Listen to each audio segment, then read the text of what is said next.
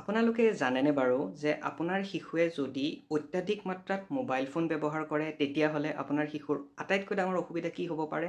সেইটো হৈছে language development আৰু কমিউনিকেশ্যনৰ প্ৰব্লেম। মানে তেওঁৰ যিটো আমাৰ কথা পাতিবৰ কাৰণে যিটো লেংগুৱেজৰ ডেভেলপমেণ্ট হয় সেইটো শিশুকালৰ পৰাই মানুহৰ ডেভেলপ হৈ আহে। যেতিয়া এটা শিশুৱে অত্যাধিক মাত্ৰাত মোবাইল ব্যৱহাৰ কৰে তেতিয়াহ'লে তেওঁৰ এই যিটো কমিউনিকেশ্যন স্কিলছ থাকে যে মানুহে কেনেকৈ বন্ধুত্ব কৰিব লাগে, বেলেগৰ লগত কেনেকৈ কথা পাতিব লাগে, লেংগুৱেজ কি ধৰণে ভাষাটো আপুনি বৰ্ণনা কৰিব লাগে, এইখিনি ব্ৰেইনত ডেভেলপ হোৱাত বহুখিনি বাধা পেলায়। গতিকে ষ্টাডিয়ে এই বস্তুটো প্ৰমাণ পাইছে যে যিমান জল্দি যদি 2 বছৰ আগতে এটা শিশুৱে মোবাইল ফোন ব্যৱহাৰ কৰে তেতিয়াহ'লে আপুনি কোনোবা নহয় কোনোবা প্ৰকাৰে সেই শিশুটিৰ কমিউনিকেশ্যন বা যিটো ছ'চিয়েলি মানুহৰ ইণ্টাৰেকশ্যন থাকে, বেলেগৰ লগত কথোপকথন কৰাৰ ইণ্টাৰেকশ্যন থাকে, সেই বস্তুটোত প্ৰভাৱ পেলায়। গতিকে আশা কৰিছোঁ এই ইনফৰমেশ্যনখিনি আপোনালোকক সহায় কৰিলে, আৰু ভিডিঅ'টো লাইক কৰিবলৈ নাপাহৰিব আৰু এনেকুৱা